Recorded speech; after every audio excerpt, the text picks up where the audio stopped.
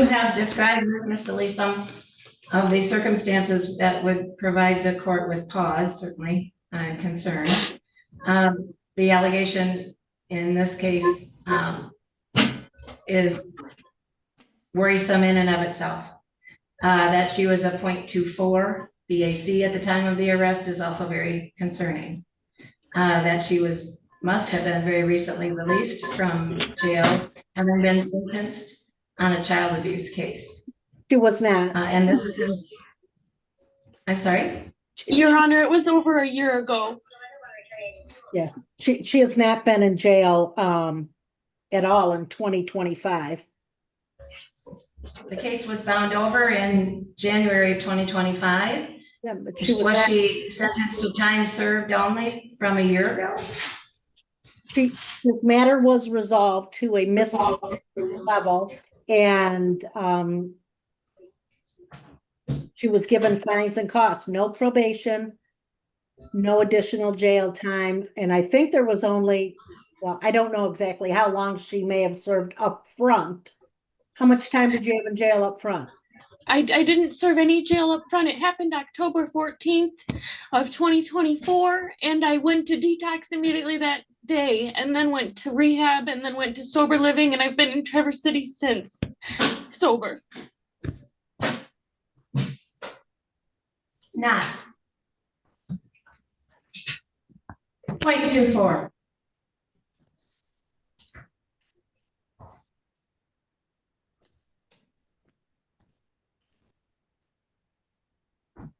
You have no local ties to this area.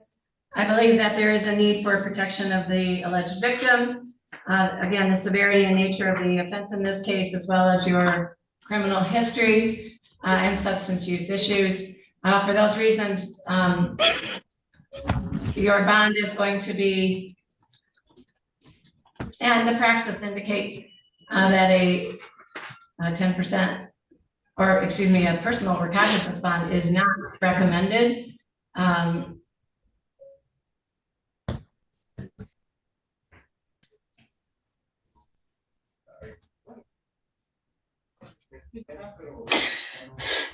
So your bond in this case is going to be a $10,000 cash or surety bond. Conditions on the bond are that you may not use nor possess any alcohol, any illegal substance, any controlled substance, including marijuana, any mind or mood altering substances, or any non-prescribed medication. You'll provide a list of your current prescriptions to the district court clerk. You will submit to 4 times daily PBTs proving you're not drinking. You would also submit to an immediate urine screen and twice per month urine screens thereafter. You'll submit to discretionary urine screens and discretionary PBTs whenever requested by a police officer or any court personnel, so you may not refuse. You'll have no contact in any manner whatsoever with Tiffany Brooks. That means no phone calls, no messages through other people, no mail. You may not text message nor through any social network have any contact with her. You will stay 500 yards or more away from her. You may not be at any address that she is or may be. You may not use nor possess any weapons of any sort. You will have no threatening, intimidating, harassing, or violent behavior towards any person. Be respectful of all court employees and care providers during the course of the case. You will be supervised by Community Corrections Pretrial Services on the 4 times daily PBTs that will be required. Ms. Mistley, is there anything further? No, thank you, Your Honor. Thank you. So for right now, Ms. Shai, you are all set. You'll hear from your court-appointed attorney by the 1st of next week. And your preliminary examination, once again, will be August 15th. Thank you.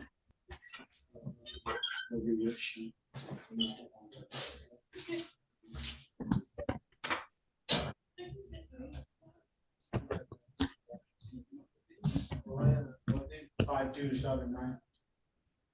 You give this girl some box. Yeah. Okay, pues diga. I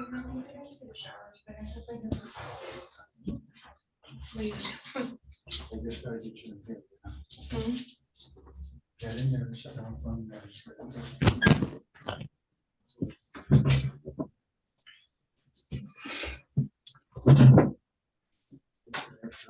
Afternoon, may I have your name, please? Alicia Kick. Afternoon. If we are on the record in case number 25-5218FY, you're appearing for arraignment purposes this afternoon. You're appearing with Ms. Mistally, defense attorney available through the Indigent Defense Counsel here to assist you. Ms. Mistally, did you have opportunity to review allegations on the complaint, nature of the offense, and possible maximum penalties with Ms. Kick? I did, and we will waive a formal reading of the felony complaint, enter a plea of not guilty, and request the assignment of an attorney. In order to complete a petition for court-appointed attorney, I'm going to place you under oath and ask you some questions. Please raise your right hand. And you swear that the information you're about to give me will be the truth to the best of your knowledge? Yes. Thank you, and you're welcome to lower your hand. At the Rex Place address, are you renting, purchasing the home, or living with others?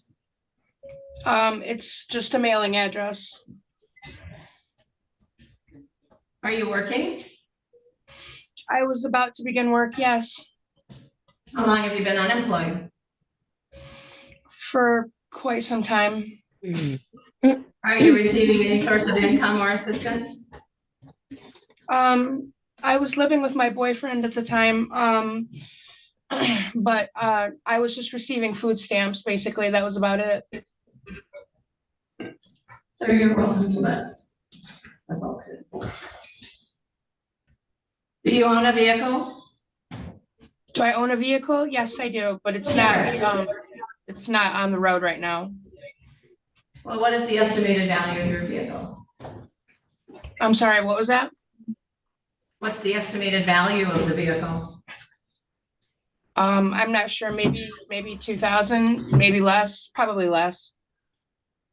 Do you have any money in a checking account or savings account, any cash on hand? No, I do not, ma'am. I don't have any money at all.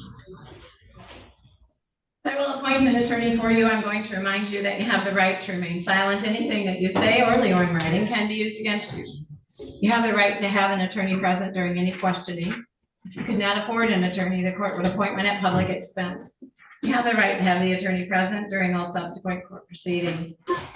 You have the right to a preliminary examination. In this case, the preliminary examination will be scheduled for August 12th. It will be at 11 a.m. with Judge Stefka. Also, on August 6th, you'll have a probable cause conference. Ms. Mistally, bond has been set. In this case, do you have questions or concerns regarding the bond? Yeah, thank you.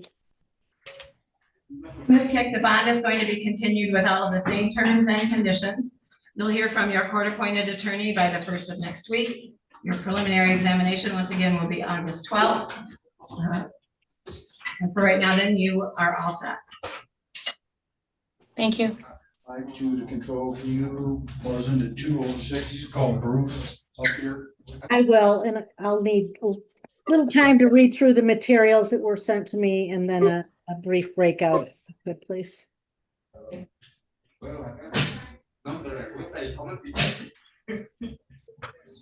They're good.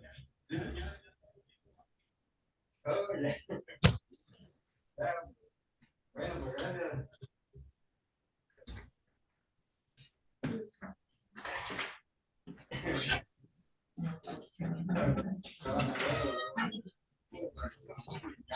Have a seat, state your name for the magistrate.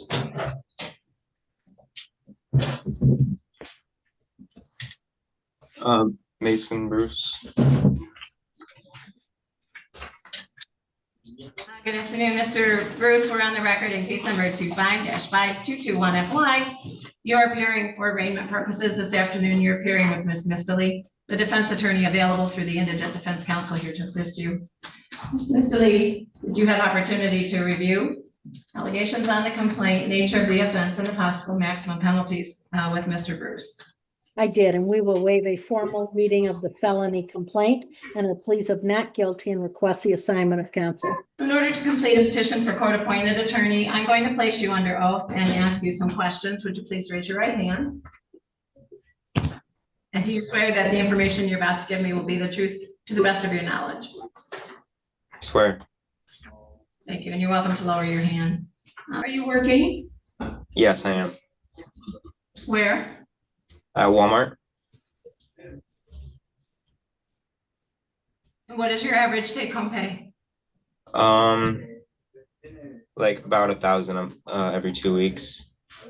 So I'd say like Do 800. you receive, do you receive any other source of income or assistance? No, ma'am. Do you own a vehicle? No, ma'am. Do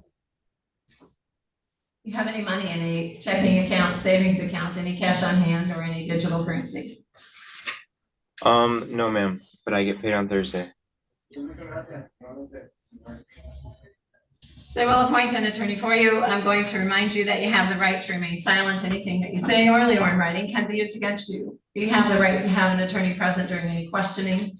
You cannot afford an attorney. The court would appoint one at public expense. You have the right to have the attorney present during all subsequent court proceedings. You have the right to a preliminary examination. In this case, the preliminary examination will be scheduled for August 15th. It would be at 11 a.m. with Judge Cooney. Also on August 8th, you would have a probable cause conference. Ms. Mistley, bond has been set in this case.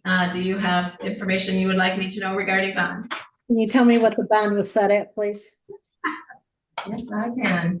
The bond in this case was set at 25,000 cash or surety.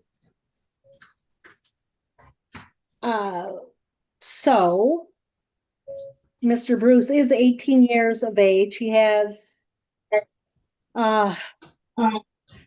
extremely minimal prior record, a misdemeanor as a juvenile adjudication in 2023 is all that I see on here.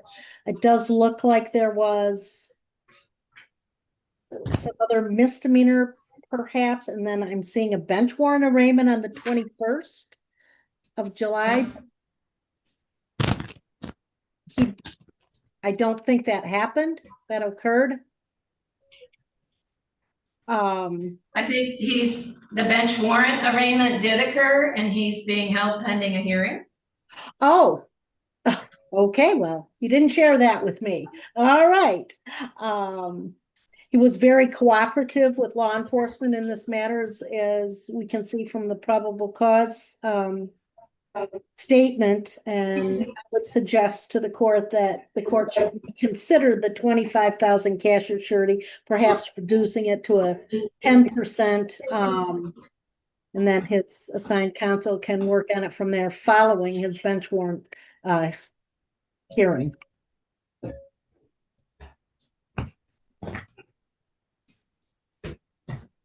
So the court's concerns in this case are many, actually. The allegations in this complaint are theft of handguns. The defendant is currently charged in a similar case for which he had a bench warrant, failure to appear. So there's no reason for the court to believe that he's a risk of failing to appear and that he does pose a significant risk to public safety. I will reduce it to a 10%, 25,000, 10% with all of the same terms and conditions that were set. And as Ms. Mistley indicated, Mr. Bruce, your attorney and you are welcome to discuss that bond and those conditions at the time of your or before your probable cause conference, as well as a preliminary examination. You are being held, so it won't do you any good to post the bond until such a time that you're able to be released. But again, you'll hear from your court-appointed attorney in this case by the 1st of next week. Ms. Lee, do you have anything further? I do not. Thank you. So do you know Right now, when Mr. Bruce, you are all set. I have a question. Yes. You know when I will be able to post my bond? I don't know. I don't know if that hearing has been yet scheduled. Okay. Thank you. Thank you. Throw the knife that way! This is the moment shoppers at a Traverse City Walmart surrounded the man suspected of stabbing 11 people Saturday afternoon. One bystander armed with a pistol, another using a shopping cart. advising of a mass attack at Walmart in Traverse City. According to law enforcement, officers arrived on the scene within 3 minutes of receiving 911 calls and arrested the suspect, who they've identified as 42-year-old Bradford James Gilly. They allege he used this folding knife and acted alone. There was a lot of blood on the ground and actively seeing people bleeding. Julia Martell was at Walmart with a friend shopping for diapers and formula when the chaos unfolded. At first, she thought she was just witnessing an intense argument. It was just some guy shoving another guy in my head until he started to kind of face me and run in my direction. And that's when I saw the knife in his hand. What did you do? I ran, I booked it down the aisleway, I dropped everything that was in my hand. Martell says as she made her way to the exit, she saw several people with stab wounds, including at least one elderly person slumped over in a motorized shopping cart. Then police swarmed in. Mr. Gilly's history shows prior assaultive incidents as well as controlled substance violations. A motive has not yet been determined. Grand Traverse County Sheriff Michael Shai told us he was impressed by the people who intervened before law enforcement even arrived. They were actually utilizing numbers and their available resources to get this individual in a position where he couldn't get away. I say kudos all day long, and not just one, multiple people. That speaks a lot for our community. In many ways, this is really a story about people taking action. The sheriff told me that even before first responders got here, witnesses were rendering aid. Now, as for that suspect, he has been charged in addition to terrorism with 11 counts of assault with intent to murder. He may be arraigned as early as today. Have a seat right here, Mr. Chair. Just have a seat right here for me, please. So this is the courtroom and the prosecuting attorney and court-appointed attorney, but I'm my DC attorney. Okay? Do I have to do this? I've just talked to them and it's not gonna hurt you in a way. They're just gonna talk to you, okay? I don't want to. Good afternoon, Mr. Gill or Mr. Gilly. How do you pronounce your last name, sir? Yeah, I don't want to talk to you. Okay. While we're on the record, in case number 25-5222, FY, you're appearing for arraignment purposes this afternoon. We have Ms. Gilly, the defense attorney, available through the Indigent Defense Counsel, who will be assisting you with this arraignment. And what I'm going to do is to place you and Ms. Gilly in a breakout room. It's a place really where you will have a private conversation with her, not on the record, so that she can go over the issues regarding the arraignment before we continue.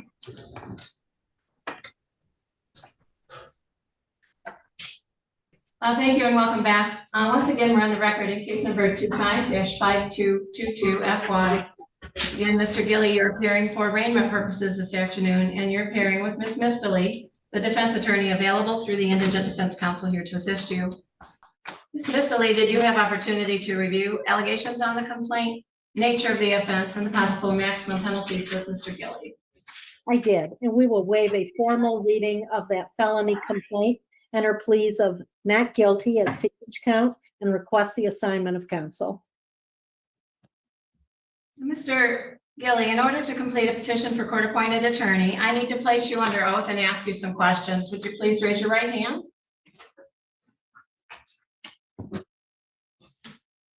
Thank you. And you swear that the information you're about to give me will be the truth to the best of your knowledge? Yeah. Thank you, and you're welcome to lower your hand. Mr. Gilly, do you have a telephone number? Mm-hmm. What is that? And what is your mailing address? I don't really have one right now. It's just my last address on my driver's license.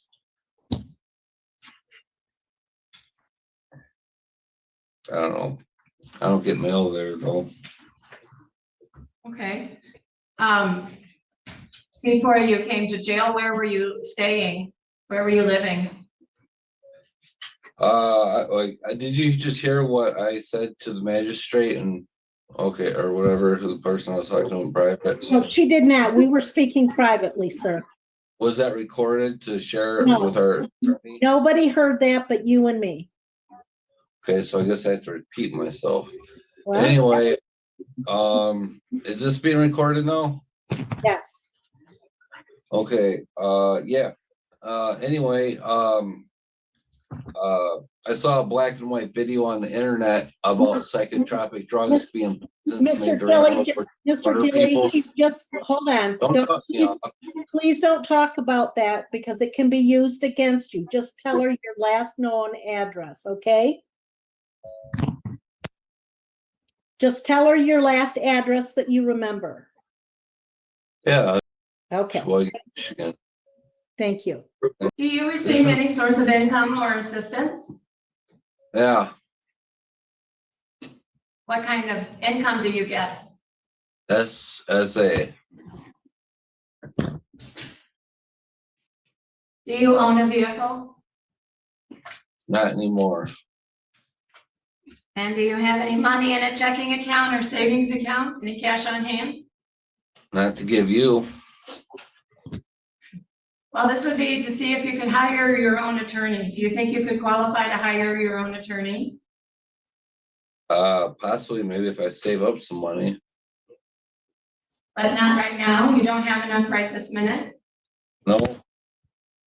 Okay. So I will appoint an attorney for you. I'm going to remind you that you have the right to remain silent. Anything that you say orally or in writing can be used against you. You have the right to have an attorney present during any questioning. If you could not afford an attorney, the court would appoint one at public expense. You have the right to have the attorney present during all subsequent court proceedings. You have the right to a preliminary examination. In this case, it will be scheduled for August 12th. It would be at 11 a.m. with Judge Stepka. Also, on August 6th, you'll have a probable cause conference. So we also have with us this afternoon Ms. Muggenberg, the prosecuting attorney for Grand Traverse County. And Ms. Muggenberg, for the people, do you have information you'd like me to know regarding bond? Yes, Your Honor. When you consider pretrial release, I've asked you to consider a number of factors, including prior criminal record. The defendant does have 2 prior assaultive convictions, as well as at least 1, if not more, malicious destruction of property convictions. Additionally, he does unfortunately have a history of mental illness, including prior involuntary hospitalizations. It also asks you to look at the seriousness of the offense. Clearly, this is one of the most serious crimes that someone can commit in the state of Michigan, and it has a huge impact on public safety. The probability of conviction is something else the court is told by statute to look at, and in this case, I can say as an officer of the court that the majority of this crime was caught on surveillance video. The defendant is not employed. Sorry.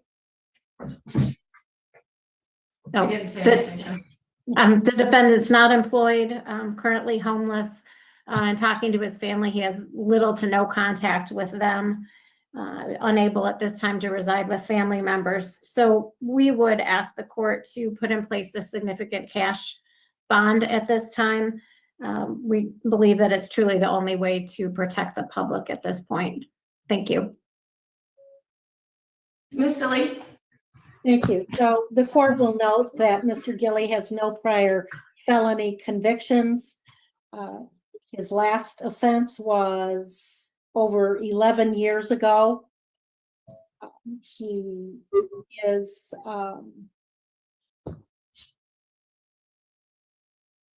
I did see in the praxis reference to 1 prior mental order entered by Presque County Probate Court. That was in 2022.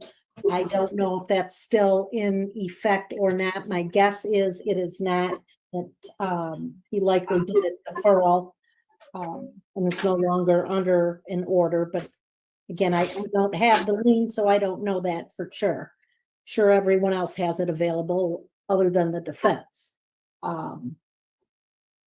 So, contrary to the statement in the praxis, 6.106, the court's not required to essentially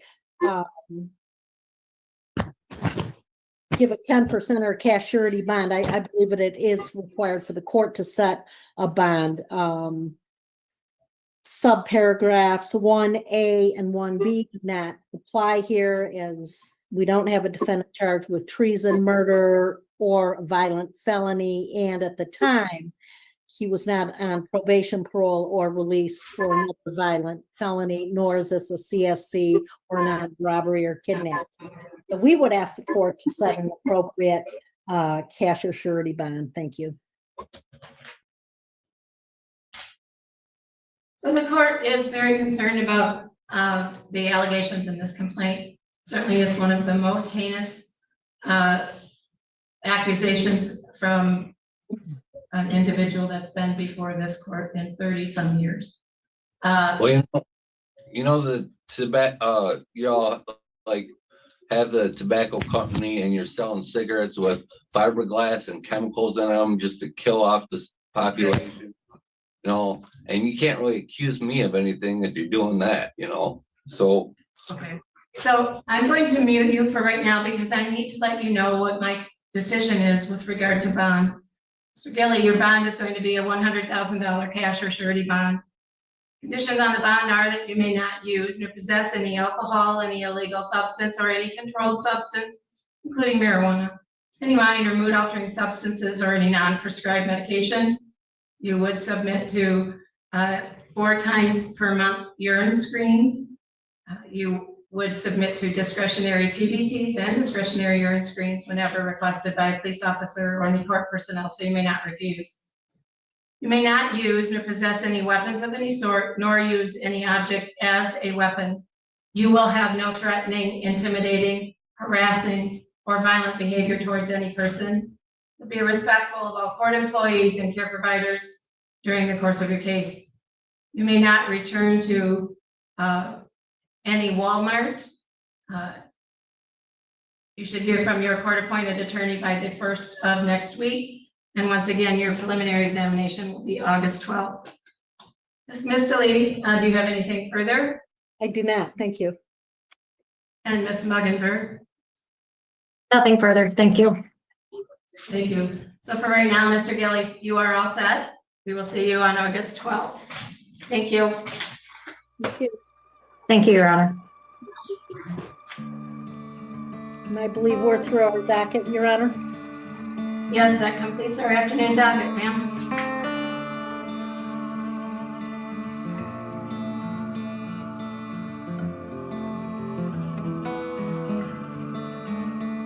Okay, so let's see, I've got the Amadons. Why don't you unmute? And O'Brien Noel, why don't you come on up to a table there, sir?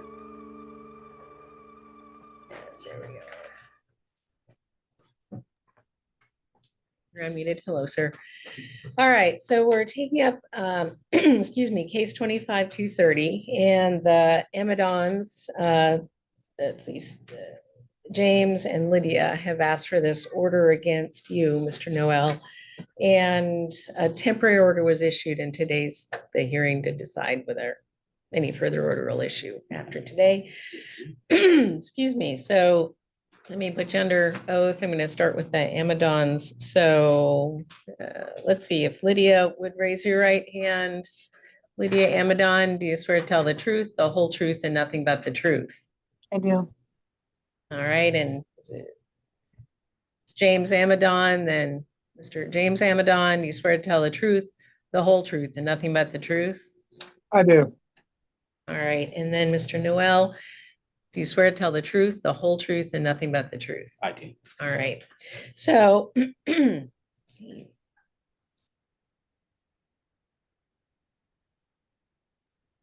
trying to get my information up in front of me. It's all electronic, so that's why I'm looking at different screens. I am listening. All right. So to the Amadons, first off, is it spelled Amidon? Yes. Okay, so if we could correct that.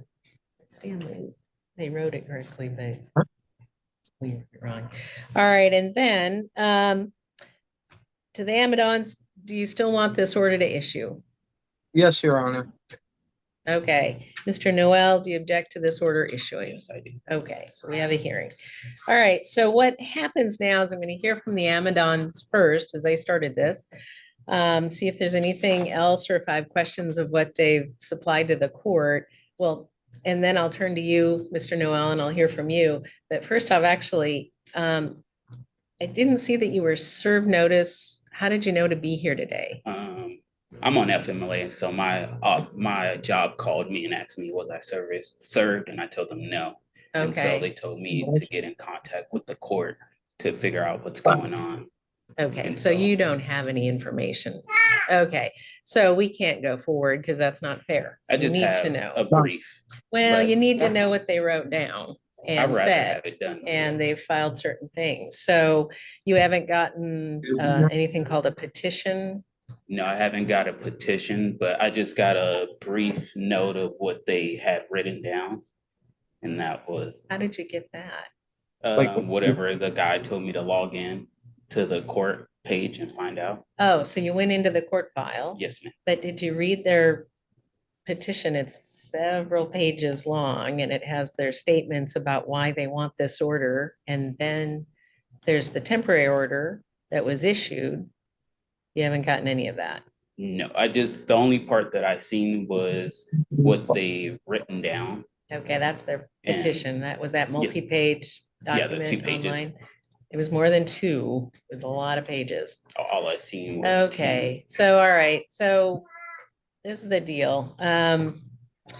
We're gonna reset to another court date. The order will stay in effect, but it's up to you to make sure that you look into the court file or come to the court and get hard copies, whatever works for you, and I'd you're rather here at the this just court. be done with today, so. Well, you don't know what they've said.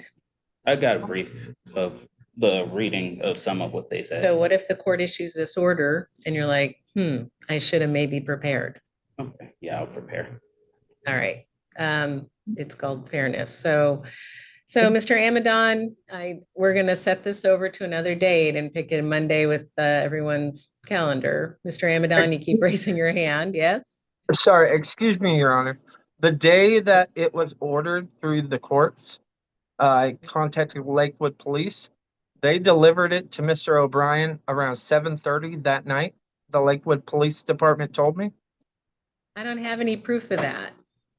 Lakewood hasn't contacted the court with any documentation. I was just letting you know what I called them because the court told me to, and they called me back right after they served it. Yeah, they haven't told the court in a legal standard. I mean, I'm not disbelieving you, but I have an obligation under the law to see that they needed to then write up an affidavit, a legal document, and tell us exactly what they did. And I don't have that, so I can't find that he had proper notice. But today, you Okay, have Your notice. Honor, I'm sorry about that.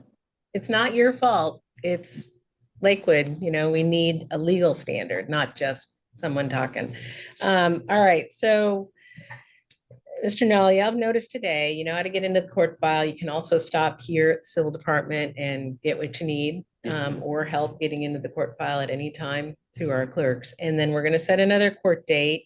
We can set it as soon as August 11th or any Monday thereafter. You're on FMLA, so we'd start at 9 o'clock. Any Monday in particular from the Amadons' point of view? Anyone works. Okay, Mr. Noel, you want to look at your phones? Does the 18th work? It does. So we'll set the 18th at 9.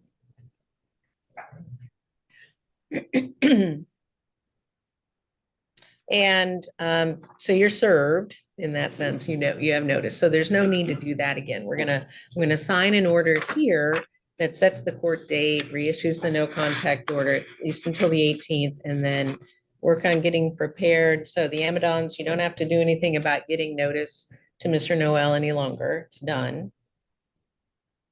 Okay, Your Honor. All right, and all the provisions remain the same. Let me look at this paperwork before and then I'll turn back to everyone. Just give me a moment here. I do have one question, Your Honor. One second, let me finish this up and then I'll turn to both of you and ask you if you have questions. And then, oh, Mr. Amadon, did you need something? I just sent you a message. So I was just wondering, I have confessions from Mr. O'Brien's lead, his supervisor, and Tell his you, best.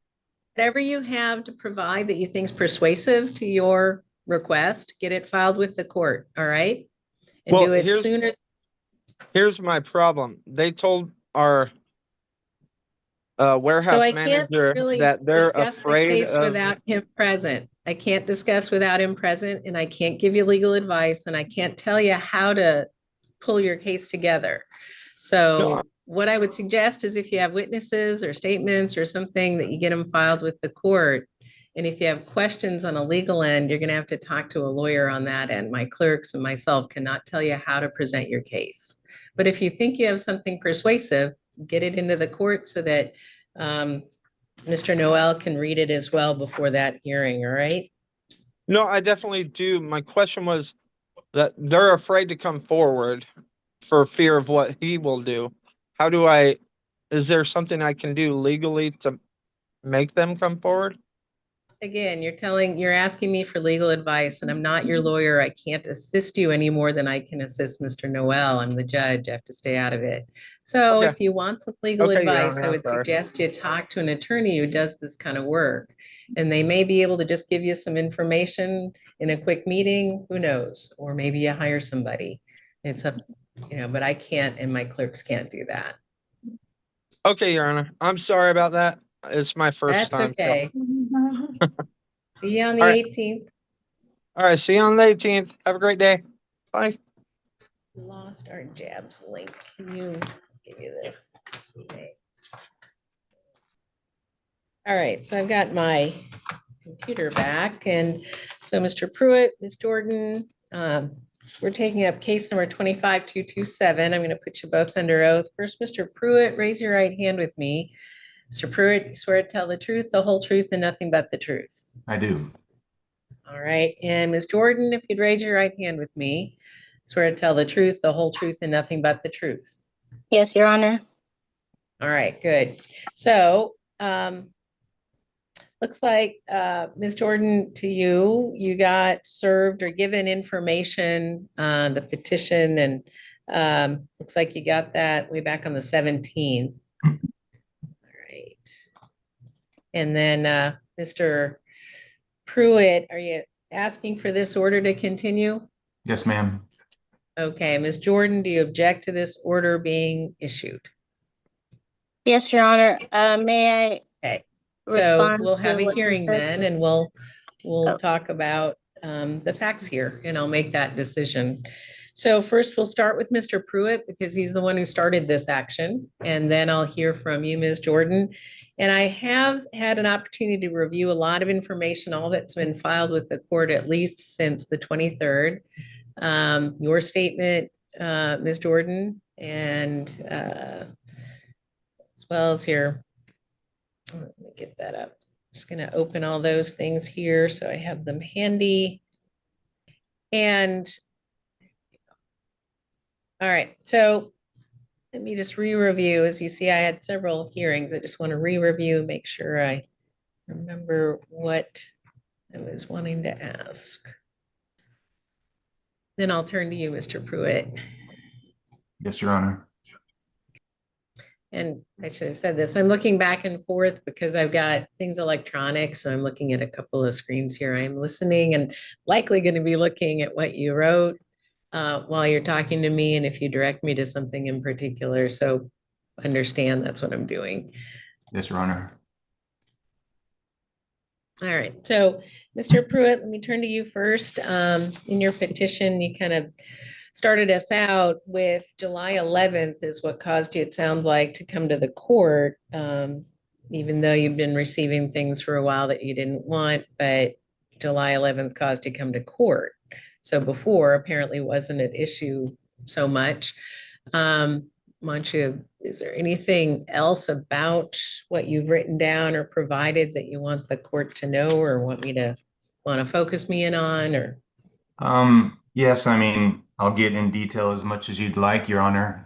Everything stated in there that Miss Jordan and I had a relationship for a few weeks, and then things turned sour, and I felt that I had to get the order due to everything that's in the evidence. I asked her repeatedly to stay away from me and my son. She didn't. It was really continuous harassment that you could see in there, listed in Well, very you say that she Mhm. how old is your son again?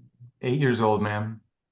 Okay, and so when you say that she didn't stay away from you and your son, did she have independent contact with your son? Not independent, ma'am. He comes to visit me, so she made herself known when he's around. How did she make herself known? If we would go to the park across the street, she would come by or with her dog, even after I told her not to be around me and my son.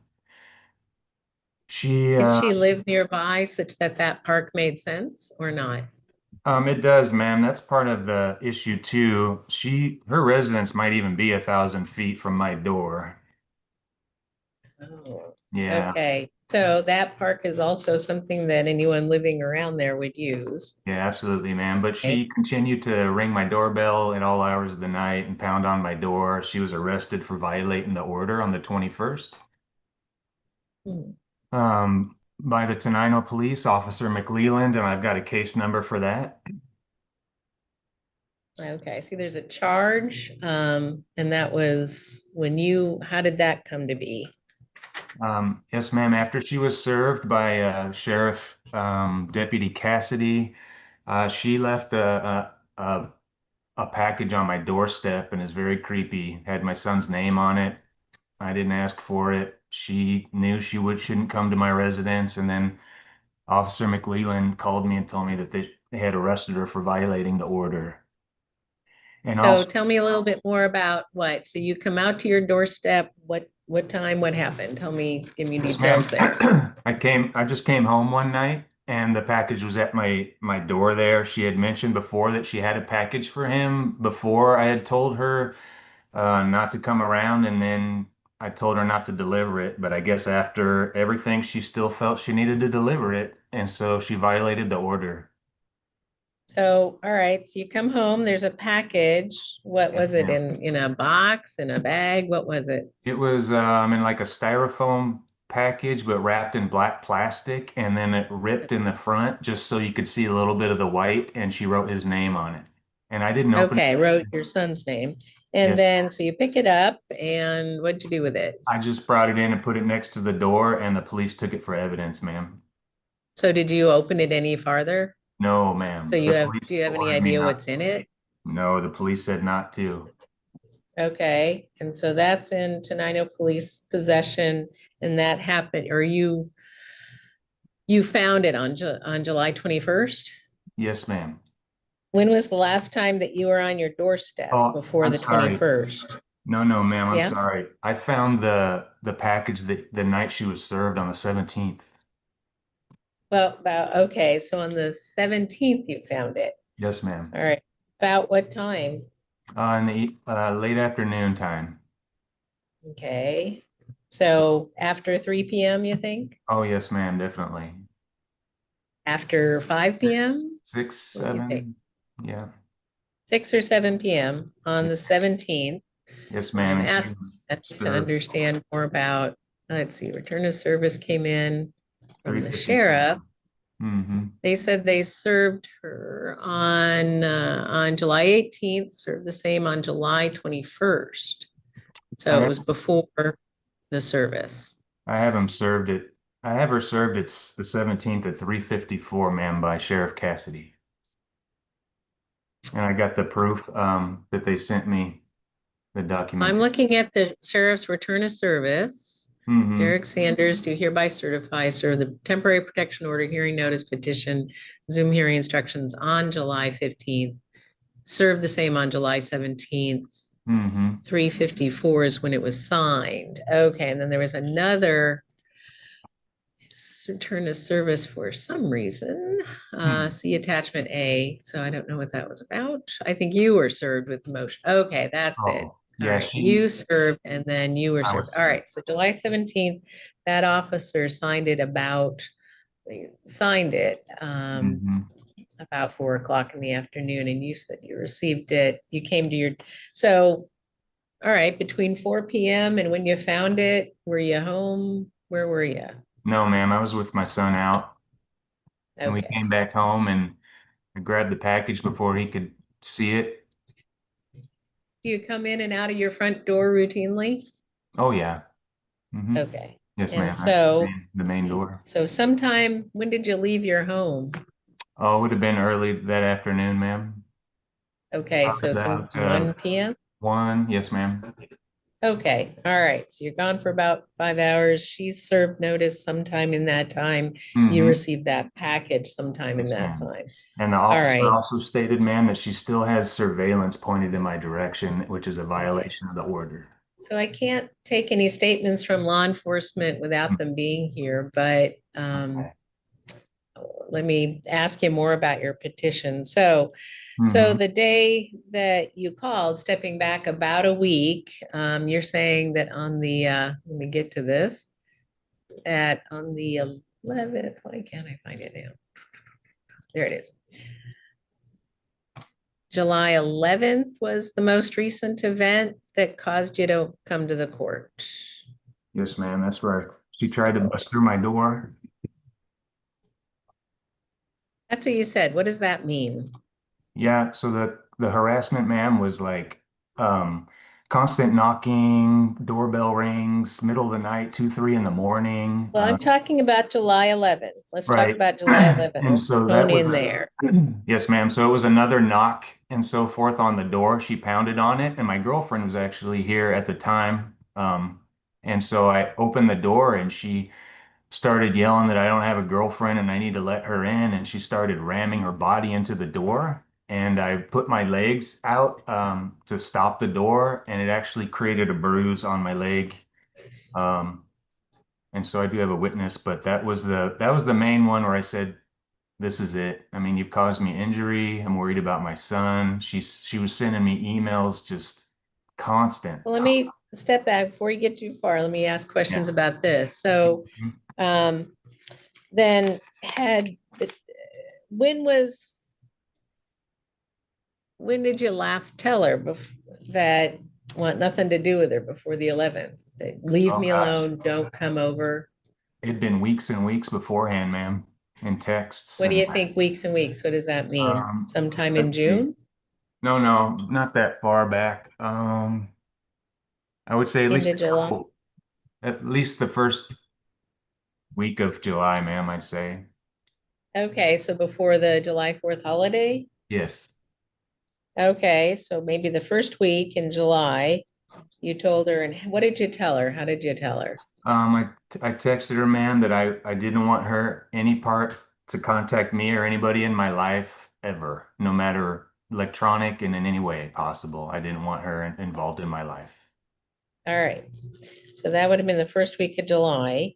Mhm. And then anything between that first week in July and July 11th that you talked to her, sent her a text, phoned her, sent her a note, any contact that you initiated? No, ma'am. I made sure that I blocked her on everything and did not like keep it going. I didn't Okay. instigate anything. I just kept a record of all her messages and such for evidence. Okay. All right. So then going back to in your petition, I think it's page 12, when you talked about previous events to July 11th that troubled you, but you didn't come to the court, daily unwanted emails, unsolicited physical mail, harassment of your current partner, and uninvited late night visits. Yes, ma'am. So you said when did you start to know each other and when did it end? What was the time frame? I couldn't tell you an exact date, ma'am, but we only dated for a few weeks. I met her on an online dating site, and she helped me get the apartment that I'm in now. That's why we live so close. It wasn't a big deal then. Was this year? Oh, yes, ma'am, just in June. Okay, so you met in June online? Maybe late May. Yes, ma'am. Okay, so late May maybe. Yeah, we were met. talking for a while, finally met, and we started dating, I'd say, for a few weeks. Okay, And sometime between late May and July, the first week in July, you dated for a few weeks. Yes, ma'am. And then the first week in July, you said, don't want anything to do with you. Stop contacting me. Yeah, her behavior was very unusual, ma'am, and I stopped it. Yeah. Okay. So those unwanted emails, physical mail, harassment of your current partner, and the late night visits all occurred late May to the first week in July. Yes, ma'am. Mm-hmm. So when did they become unwanted?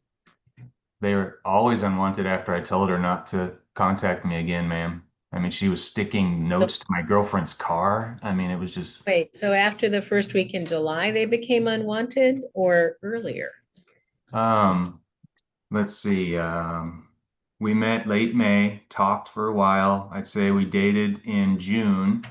So late June, early July, I would have told her not to contact me again, which she still continued all those items that you mentioned, ma'am.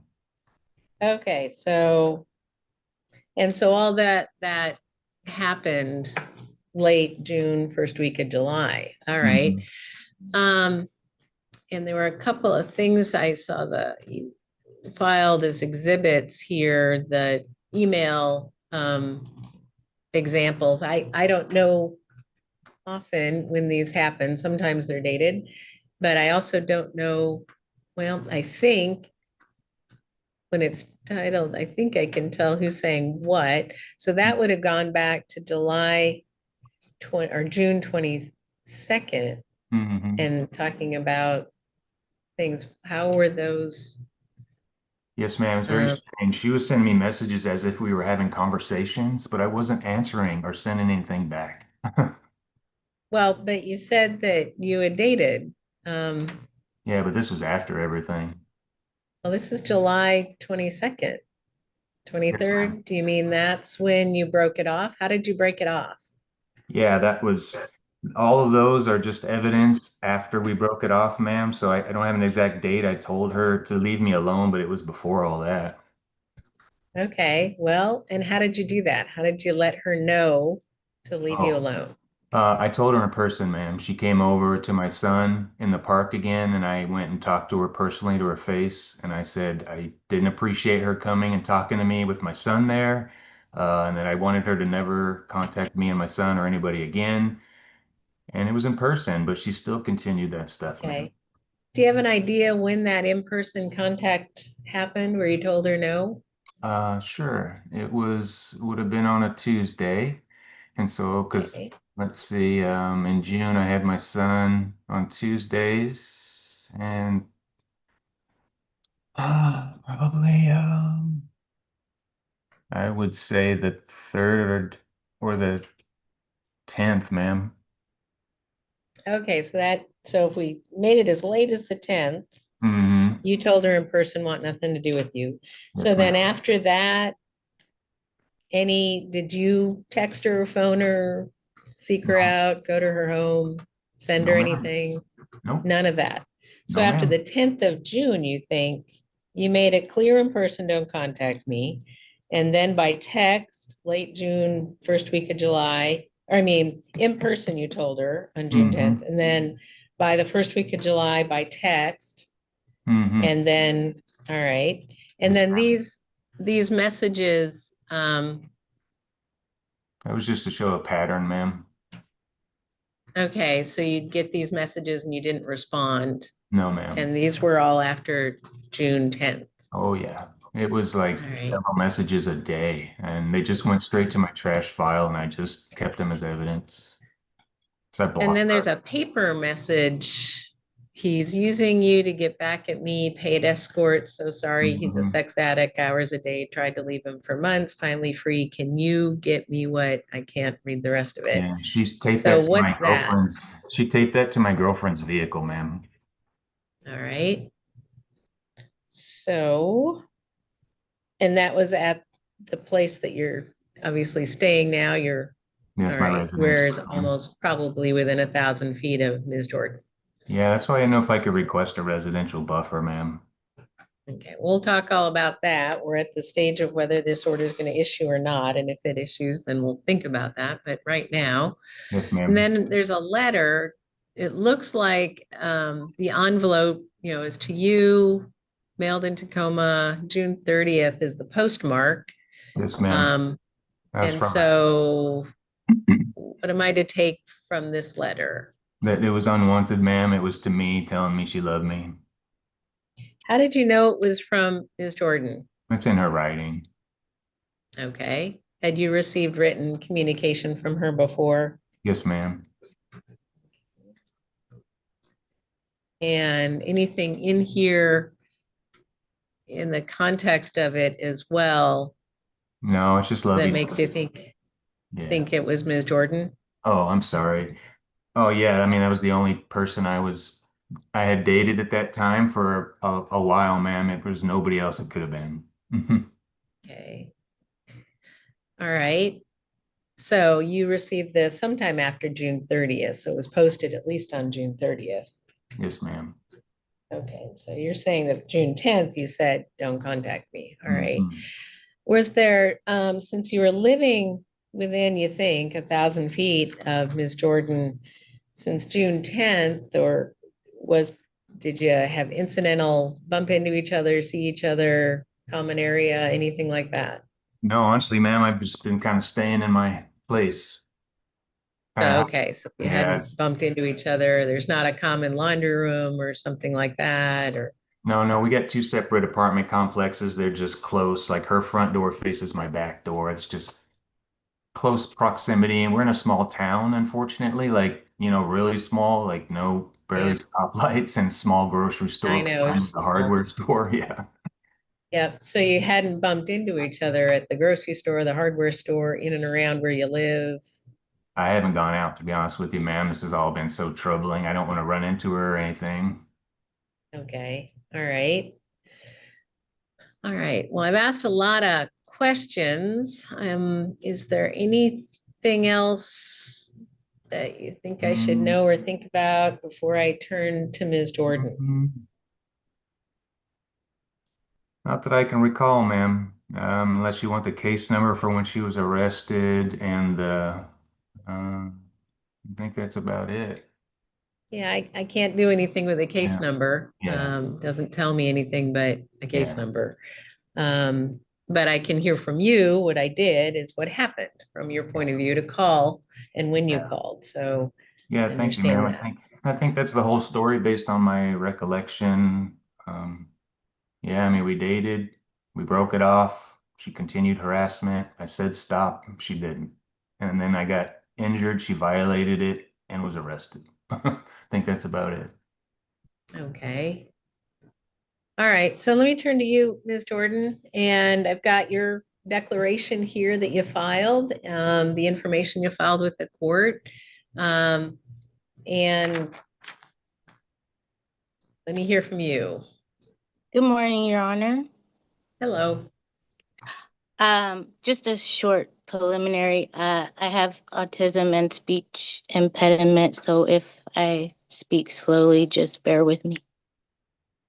I will. Thanks for letting me know that. So, this is very disturbing, by the way. I'm sorry. It always is. It always is. But what you've heard a lot of information, you've read the information, you filed your declaration. What would you like me to know? First of all, Your Honor, in the beginning of this, I don't remember who mentioned what about the petition that I was served on, I believe it was the 18th, was last Thursday, the 18th, Your Honor? Okay. All right. So the petition that I was given on the page where it says, I'm providing this or that, what page is that?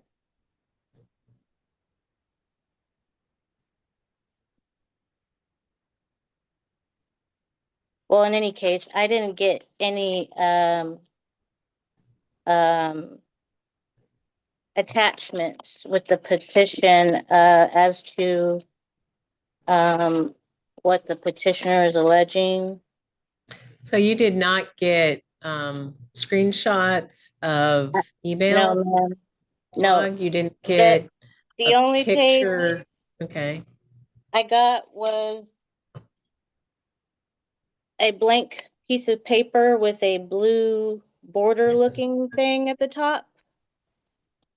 So you didn't get a picture, looks like it's on a counter of an envelope to Mr. Pruitt with a written letter. You didn't get that? No, ma'am. You didn't get photos Or, of, no, Your Honor, I'm sorry.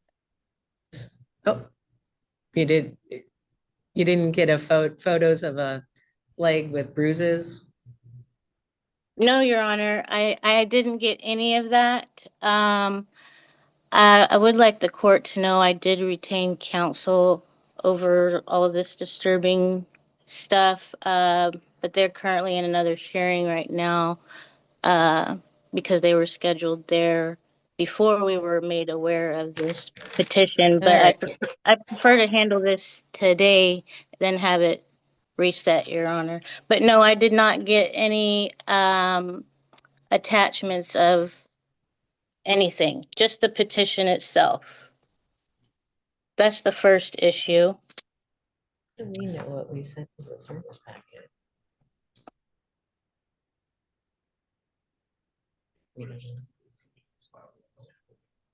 Which would have included his exhibits. It should have, yes, and then there's instructions for how to use I mean, unless he filed those unless he filed that stuff after and not with the petition, is why I didn't get it. So the other issue, you've hired counsel. Who's your attorney? Chris Taylor. All right. And he's unavailable today, and he hasn't made what we call a notice of appearance yet in this case. All right. Expect that he's presenting you here. I'm sorry, I didn't catch that last part. You expect that he's going to represent you on this protection order issue or the anti-harassment order violation? Yes, ma'am. Not this. On the criminal case? Correct. Okay, so he's not, all right, you don't expect him here today? Correct. All right. I just wanted to put that on the record, Your Honor, but. Yeah, when you were sent information, you also have an information sheet that tells you to look into the court file and your Zoom instructions, how to get into the court file. I have Zoom instructions. All right. And they tell you about the court file.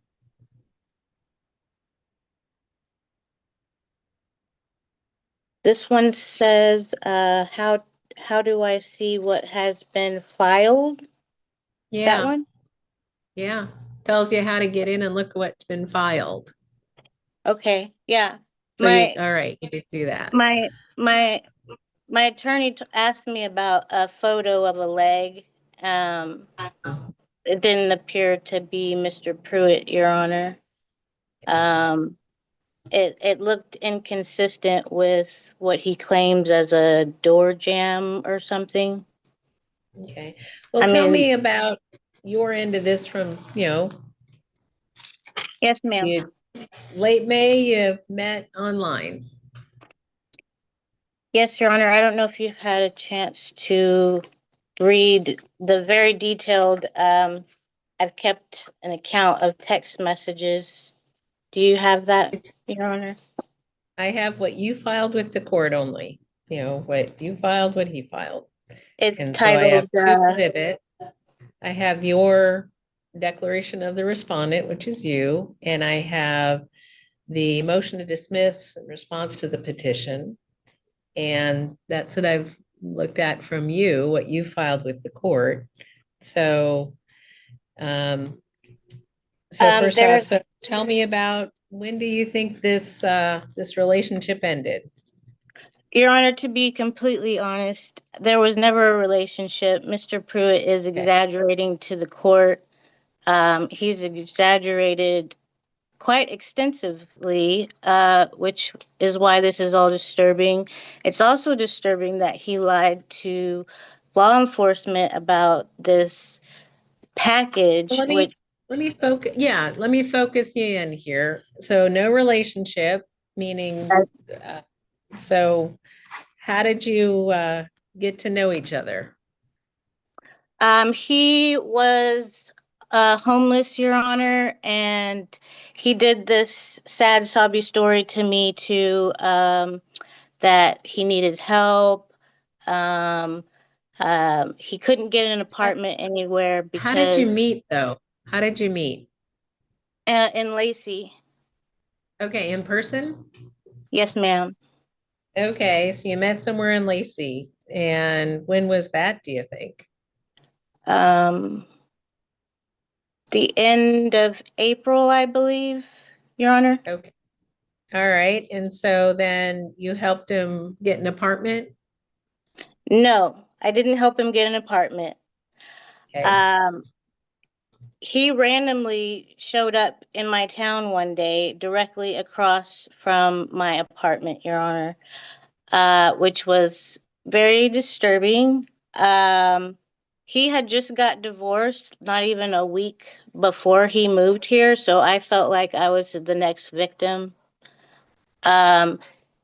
He parks directly facing my window every day, which he has his own parking spot in front of his building, in front of his unit, which he's monitoring my whereabouts and my comings and goings. Well, so that's let me another. kind of focus in here. You provided several screenshots of things that seem to be from Brian Pruitt to you. There's something from July 3rd. There's something from July 2nd. And I'm just trying to understand. So no relationship. He just shows up looking at your apartment. When did that happen about? When did that happen? Your Honor, to be more concise, we were acquaintances, like I was trying to be a friend of his, but I mean, the beginning of the messages say it all. He said he would control his emotions, but no, I'm sorry, what was the question? Well, you've got here, maybe it'll help you. You did this whole record of texts and they go Yes, from ma'am. May all the way through July. Why don't we? Yes, ma'am, because the zero April in? one. Yeah, let's talk about July 11th. That seems to be the incident, if it occurred, that Mr. Pruitt says caused him to come to the court. So July 11th, you say, and so is this, when I look at, I think it's page 4 of your timeline, if you want to, you look like you're getting ready to join me there, July 11. July 11th, okay. So what does this say? So this day, let's see, what was July 11th? Was that a Wednesday? It was a Friday. Friday, okay. This incident right here is I went to Mr. Pruitt's door, and he answers the door in boxers. And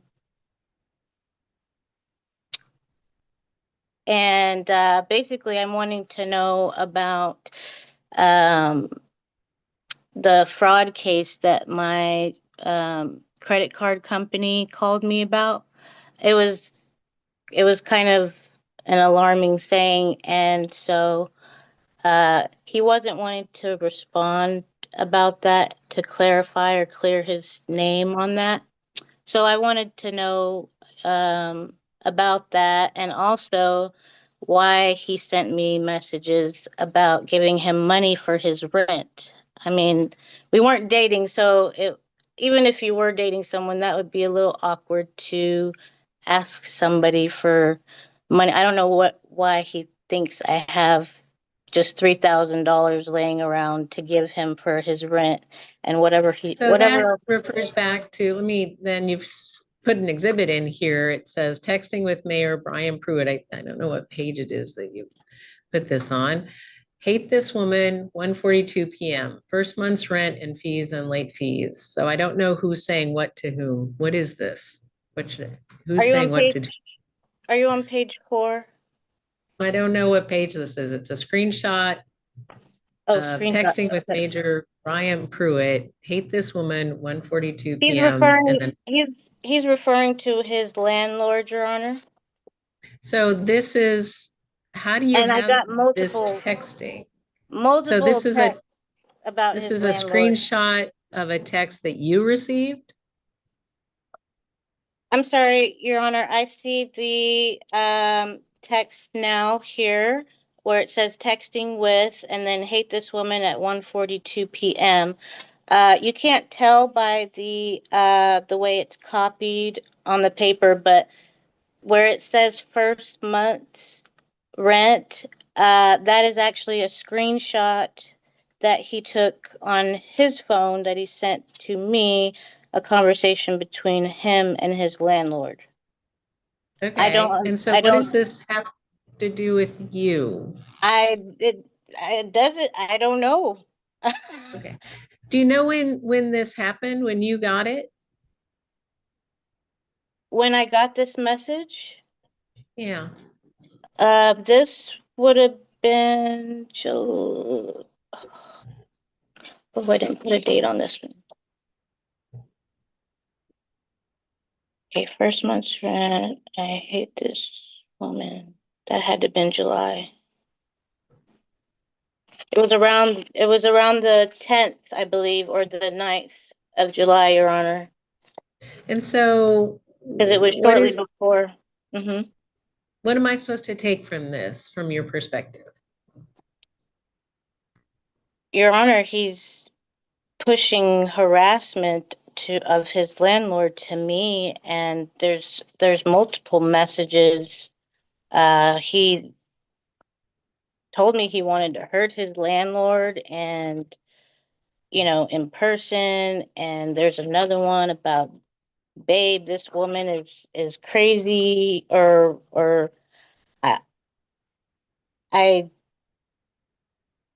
I don't know why I'm receiving these messages, and I would like there to not be any more communication from Brian to me regarding Okay, his so that was landlord. sometime, that message was sometime around July 10th. That's correct.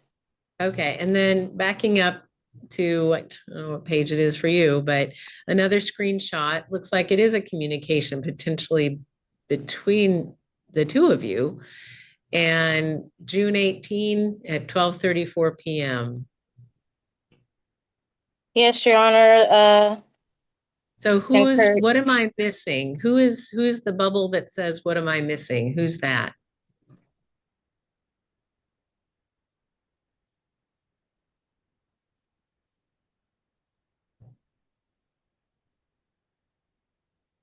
It starts, what am I missing? Yeah, under the June 18th at 12:34, there's a very small bubble above. Let's see what Connie does.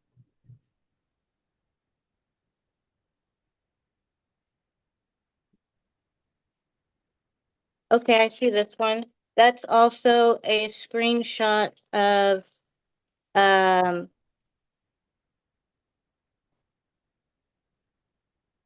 okay, this one is Messenger. This basically is me reminding Mr. Pruitt,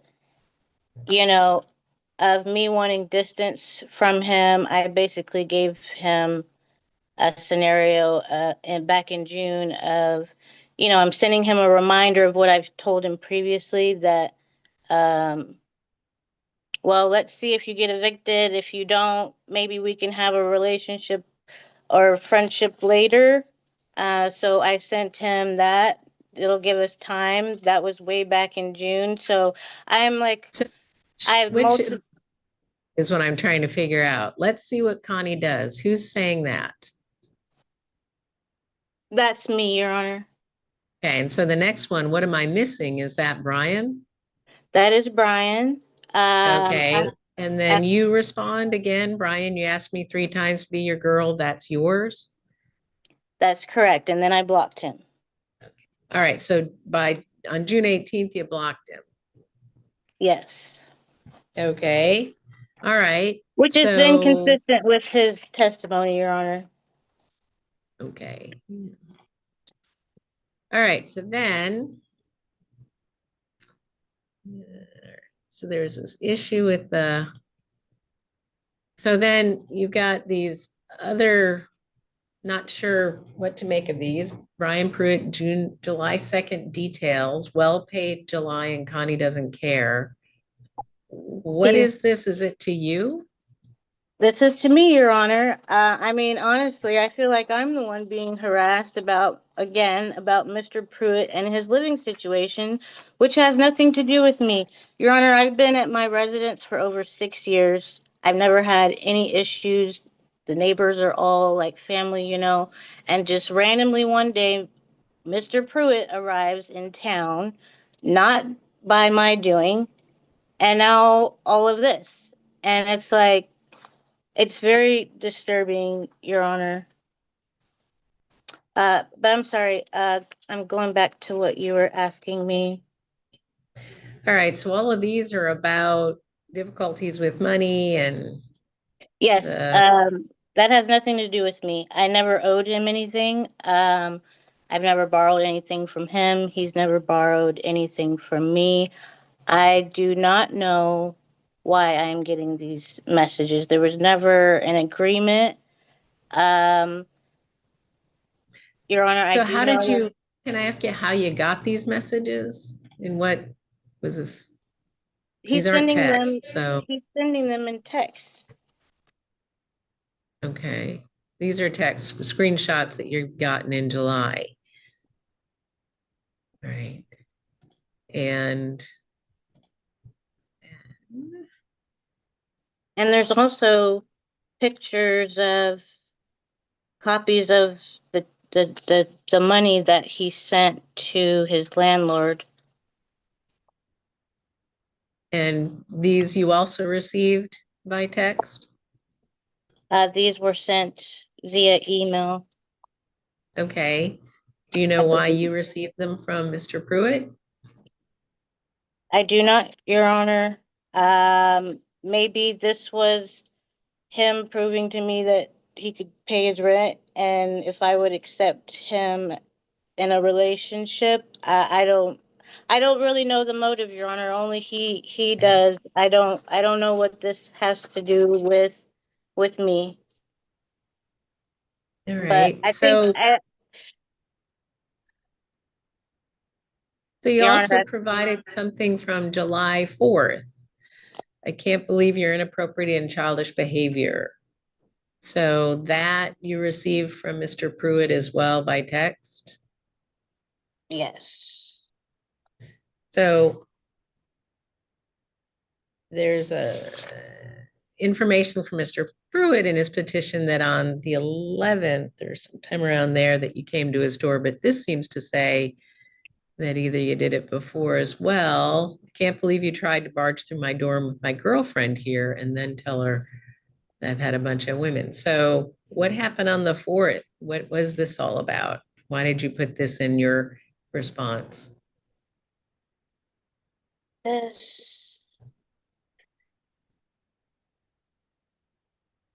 Your Honor, did I say I knocked on his door on the 11th? He said that in his petition. And so then you filed this, I can't believe your inappropriate and childish behavior, that July 4th details. That's from Mr. Pruitt to you, right? So now that I'm reading this, it was actually on July 2nd or July 3rd, because I remember it was right before the 4th of July where me and the neighbors did fireworks. So, and that was the last time I saw him, actually. Well, mutually. So what happened there what happened? I mean, does this text that I'm reading that you filed for me to read, what should I take from this July 4th text from Mr. Pruitt? I believe I filed this, Your Honor, because the one that says severely insane at the top, where it says I can't believe inappropriate. It's how would you? What's the word?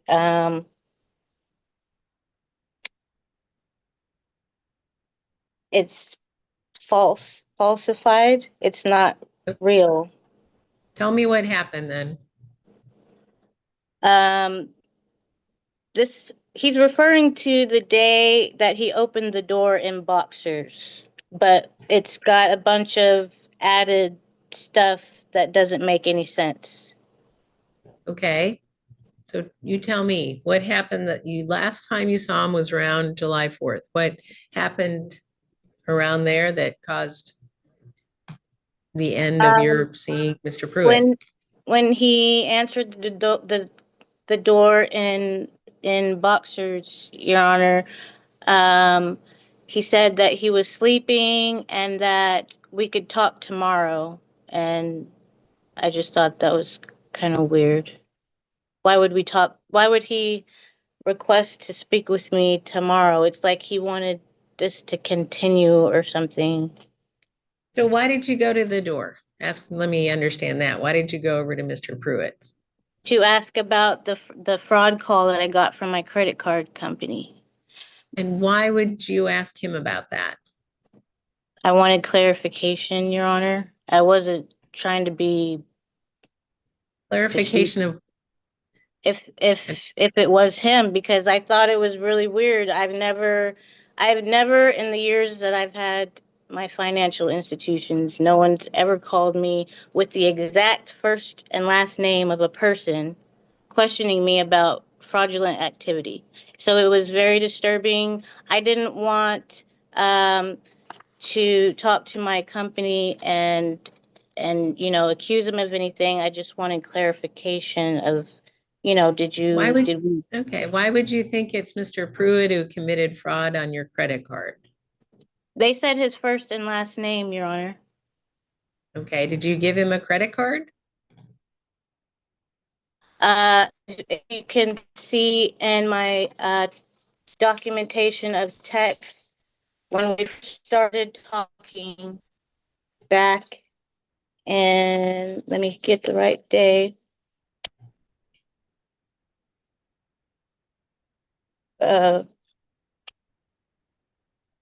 One moment. Back in May 28th, the first page of record of text, Pruitt/Jordan, with the case number at the top on the first page. On the 28th, I messaged him, my wallet is in your glove box. Can I please have it back? He responds, I'll bring your wallet tomorrow for sure. And I respond, I would never just keep your stuff. This is messed up. I said, this is so crazy. I'm worried what you will do with it. I'm worried and scared. And then he shows up like a couple hours later, and it's like wee hours in the morning. I'm frustrated. I'm worried. And so I didn't even remember that until I went through all the text messages and, but it wasn't until almost, a month or so later of when I get the call from my credit card company. So. Okay. All right. So you go over then around the 4th to ask about it. He answers the door in his boxers, and you think that's weird. So it was around the second or third. Okay, second or third.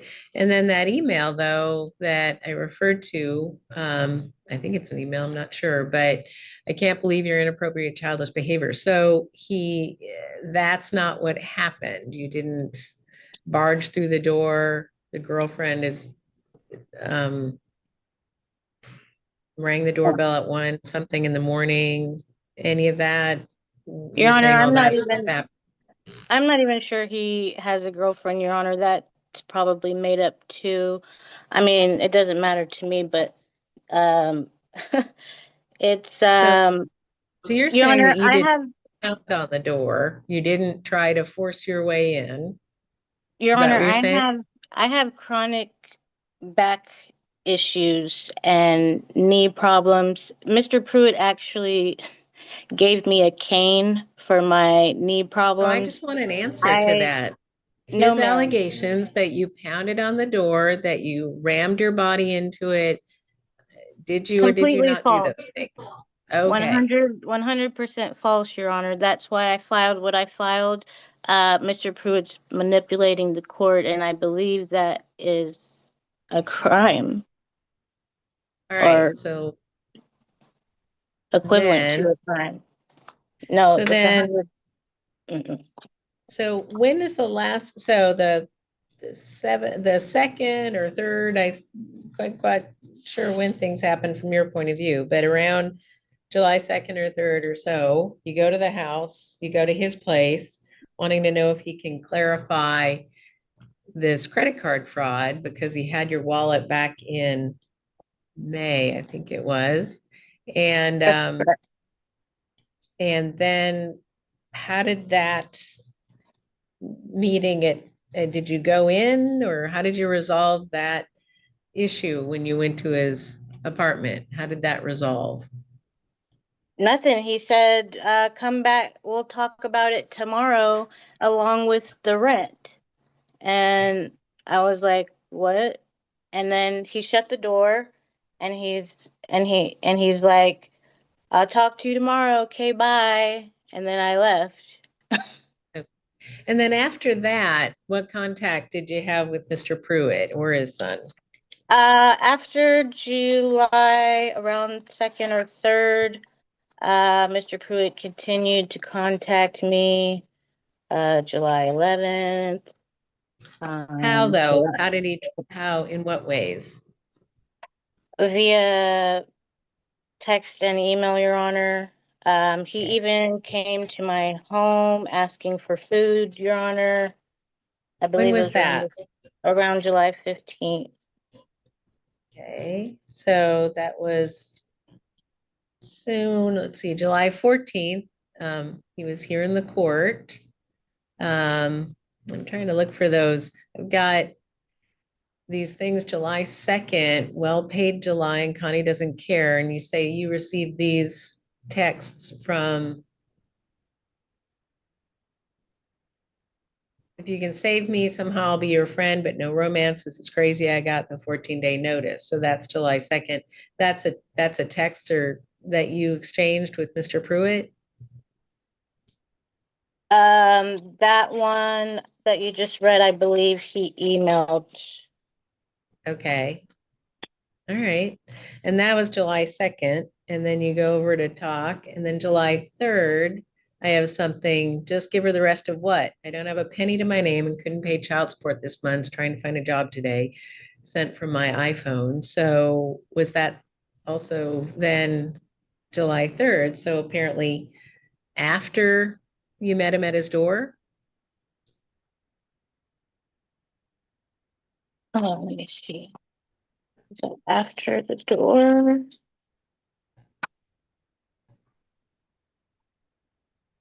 Sorry, I lost track here. So you've got looks like an email or an email from him to you, July 3rd. Just kind of looking at things, trying to understand what happened for second and third, talking about child So support. the 3rd, I see, for July 3rd, I see copies.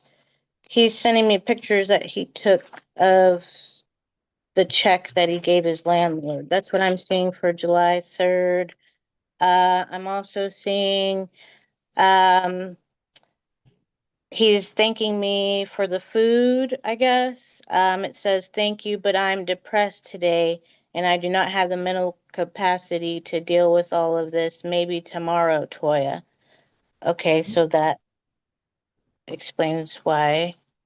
Earlier I said that he said tomorrow, but he told me that in person, so I'm wondering if I have a day missing. Yeah. So then it sounds like the July 4th letter, I can't believe you're inappropriate and childish behavior. And that reflects back to the meeting at the door. His point of view and your point of view are very different there. Yeah, I'm not sure where the disconnect is with the 4th because I remember clearly I did not see him on the 4th of July because I had made arrangements with the neighbors. We always have a fireworks show and I didn't have any interest in communicating with Mr. Pruitt on a holiday. All right. So Mr. Pruitt tells me in his statement here that June 10th, he told you in person, don't contact him or anyone he knows or his child. What do you have to say about that perspective? After June, you said June 10th? That's what he told the court here today, June 10th, in person. You came up to his son and then he approached you and said, no contact, leave us alone. No, Your Honor. Mr. Pruitt gets his son every other weekend and also every Tuesday of the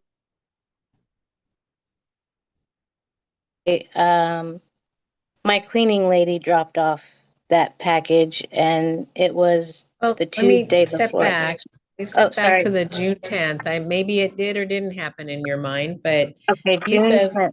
around June 10th, in person, he told you, leave me alone, don't contact my kid. He Do you continued agree? communication with me after June 10th, Your Honor, if that's what you're asking. Pardon? Mr. Pruitt continued communication with me after June 10th, if that's what you're Do you asking. remember that meeting? That's what I'm asking you to understand better. He says June 10th, he told you in person, leave us alone. Did that happen or not? Do you recall that? That did not happen, Your Honor. I'm sure I would have it in this timeline. That's what my whole point. There's no consistent timeline of Mr. Pruitt's statements, Your Honor. Most of it's fabricated or exaggerated. So then he also told the court that sometime in the first week of July, he told you by text that he blocked you and he told you not to contact him anymore. Do you remember such? What day? I'm sorry. He said in his testimony that around the first week of July that he told you not to contact him by text. What's your recall? If he's claiming July 1st, on July 3rd, he's texting me that he hates his landlord around 1:42 p.m. Sends screenshots, text from his landlord. Around this time is when I get the unexpected phone call from the credit company of the suspicious transaction. And then he asked me for $3,000 and that he would get me back in payments. Okay. And then in your timeline, you said it's page 4 of your timeline. You want to go to page 4? You start to talk about July 14 and July 15 and July 16 and 17. So tell me what all that means. Okay, so this is where it gets interesting. So for the 14th, I'm referring to taking a woman with me to an event that me and Mr. Pruitt were going to. But I gave his ticket to somebody else, so I guess that's so those how quotes are from you or from him, or what happened July 14th? Are you talking to each other in person, by text? What's going on? I sent him I sent him that message. Okay, by text? Yes, I believe so. Okay, so you sent that. You said she's very beautiful in person, amazing, everything, thinking about asking her out this weekend. Right, because. Okay, and then respondent, so you gave the ticket to someone else. So you sent that information to Mr. Pruitt. Did you get a response? I don't believe so. Well, the response that I got was a protection order, Your Honor.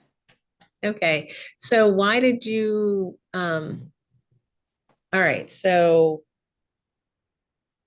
okay, so did he reach out to you to cause this discussion?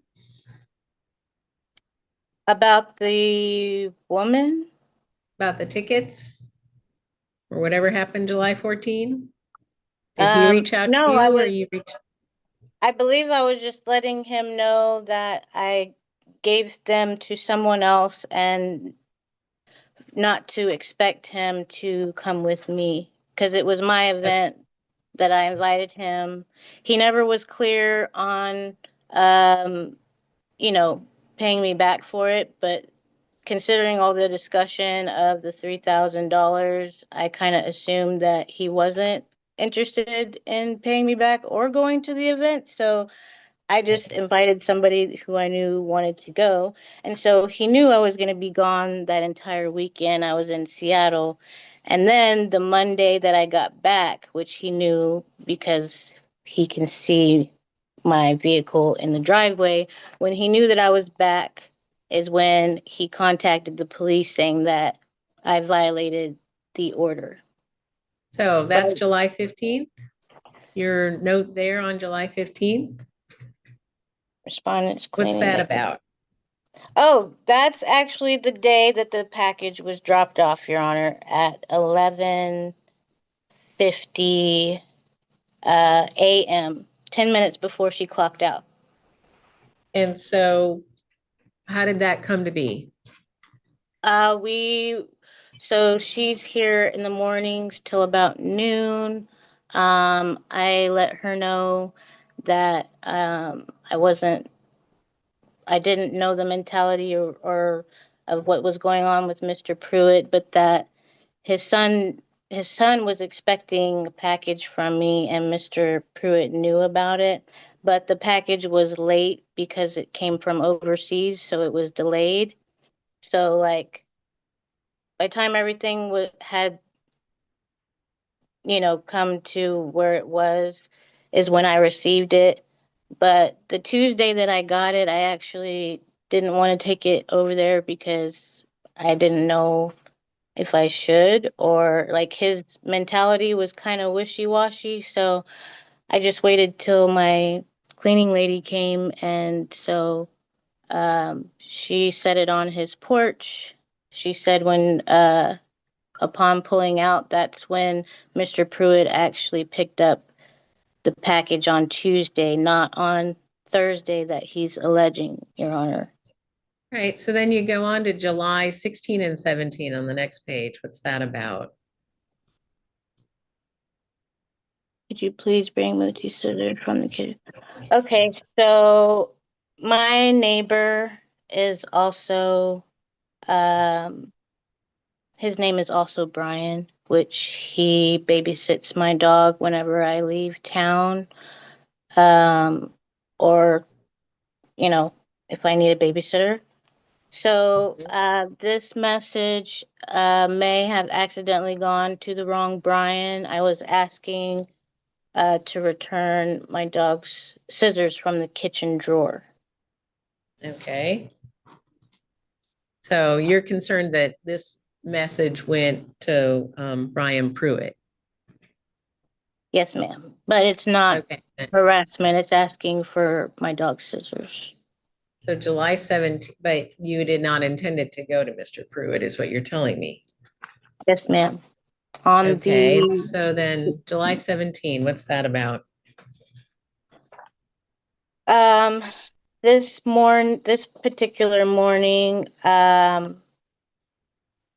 so I had just got a different vehicle, and I was installing, well, I don't know if I need to say what I was doing to my car, but I was doing a detail thing to my car. And, you know, it was early in the morning. I'm always aware of my surroundings. You know, I know when neighbors go to work and stuff like that. But not too far behind me, I heard a vehicle start their engine. I didn't really think much of it, but I just thought it was kind of weird because it's super quiet here in the mornings. Like you could hear a pin drop. And so when I get out of my, when I get poke my head out of the trunk, when I look up, it's Mr. Pruitt driving very slowly next to my vehicle. And And when was this? July 17th. that Okay. was on the 17th. So At you about share a parking 8:15. lot. No, we do not. Oh, okay. Your Honor, he's less than 100 feet from my house. Okay. But there's not a common parking lot for the, No. Nope. He is not supposed to be parked facing my apartment. He can park in front of his house. okay.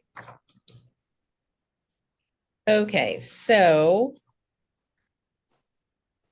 if I've got any further questions from what you've provided the court here. All right.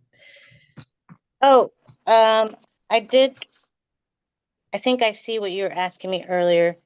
The screenshot that says June 3rd in whiteout at 9 a.m.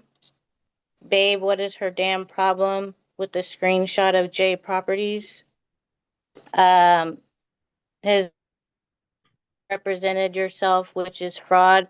I was never more discounts, pay your rent on time, and take care of the townhome. Mhm.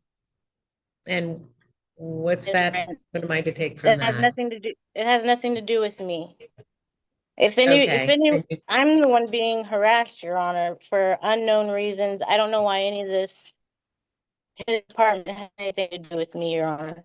I don't. The information in the bubbles is from whom?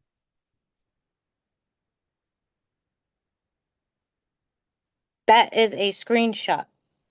I know, but I didn't know I would upset you and businesses understood. Who is saying that? That is Mr. Pruitt talking to his landlord. Okay, and then you have misrepresented yourself, you think might be the landlord responding? That is correct. Okay, I see. And this was sent to you sometime around June 3rd.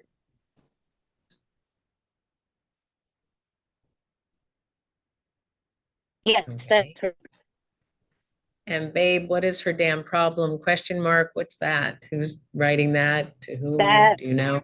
That is Mr. Pruitt referring to me as babe. I'm not sure if this is for sympathy. What is her damn problem? I don't know. We don't have the same landlord, so I cannot speak for whatever's going on over there. Okay. All right. Okay. Okay, got it.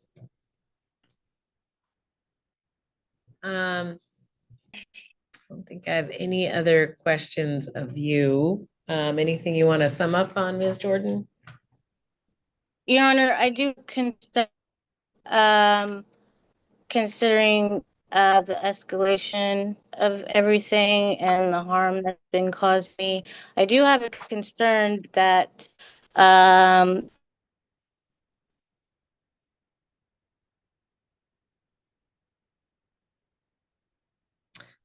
Fortunately, you've frozen and your connection's failing. There you go. You're back.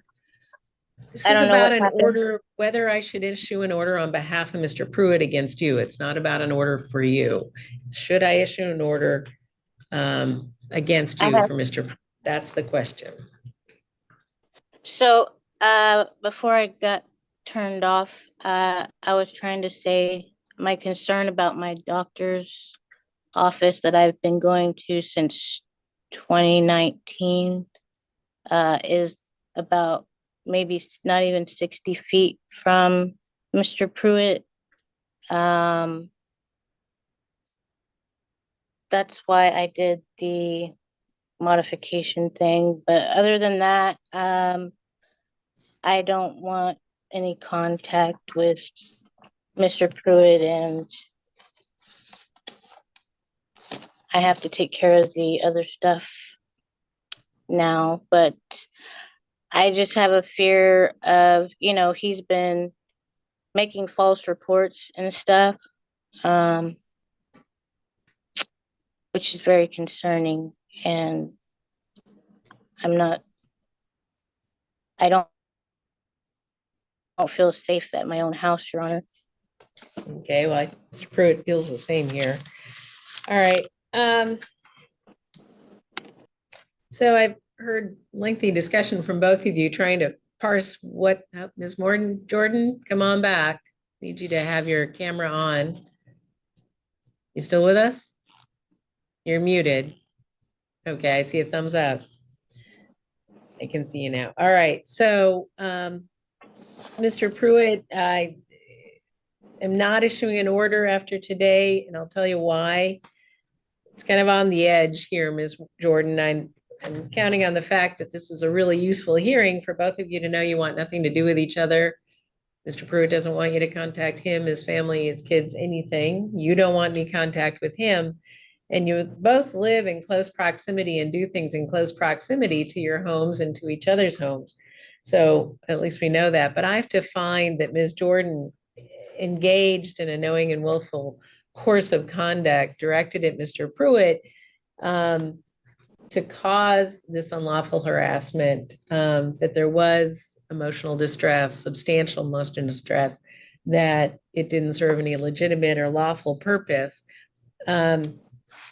I think certainly Mr. Pruitt is disturbed by your contacts. Some of this, it looks like there was contact even after the times Mr. Pruitt may have thought that he told you not to contact him, but he initiated some contacts with you.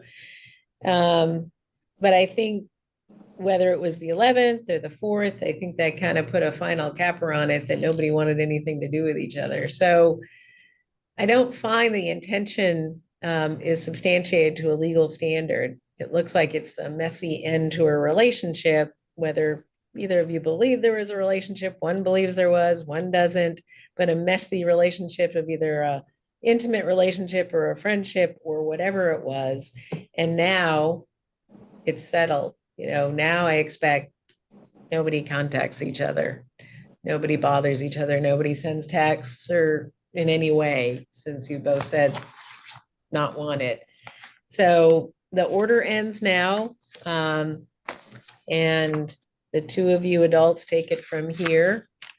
But there is no prohibition of distance. You just go about your business and don't contact each other. So that's it for today. Mr. Pruitt, any questions? No, Your Honor. I mean, if she does make contact or send a text or an email, do you have any recommendations? Well, Ms. Jordan, obviously nobody wants to have contact. You don't want any contact with Mr. Pruitt, so don't send anything that would cause him to do that. And Mr. Pruitt, you don't send anything, obviously, to her to cause that to happen either. Yes, Your Honor. And I'm good then. I mean, I just hope that it seems like she's following up with some other things, so hopefully it doesn't turn into, something else. Yeah, just leave each other alone. Yes, and don't ma'am. look for clarification. Don't contact each other after today to talk about anything. If you don't want to have contact, that's up to you now. So that's I'm sorry, it. Ms. Pruitt, Ms. Jordan, any question? Was that a threat that he just said? I don't No, understand. Ms. Jordan, no. Oh, please. Just leave each other alone. Just leave each other alone. That's up to you now. Both of you are adults. Leave each other alone. Thank All you, Your right. Honor. So Have a good day. the order ends. So long. Thank you, Your Honor.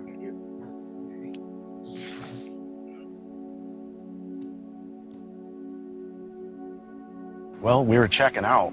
So everything was good the whole time we were in Walmart, except the amount of time we were staying in there. We felt like it was forever looking for stuff that, random things that our wife gave us a list to get. And as we were exiting, we could hear, we just kind of saw him coming up, and then he started yelling, which kind of drew my attention more to him. And he started yelling, "He's got a knife, he's got a knife." And then he turned around and then he said something along the lines of, "Get out of there." And that's when you heard like a mass panic. It happened in seconds. You heard screaming? Oh, screaming, bloody mercy. Yeah, it went from nothing's happening to panic, extreme panic. It's a light switch. It just A lot happened. of people. Yeah. And we don't, and the hardest part is to understand is how he stabbed so many people, because we basically seen him within 10 seconds of the panic, and he got someone on the way, 2 people on the way out, or maybe 3. Oh, there's more than that, but what we saw was a couple of people. So originally we only thought it was 3 people. We never would have guessed 11. No. You saw him stab a few people?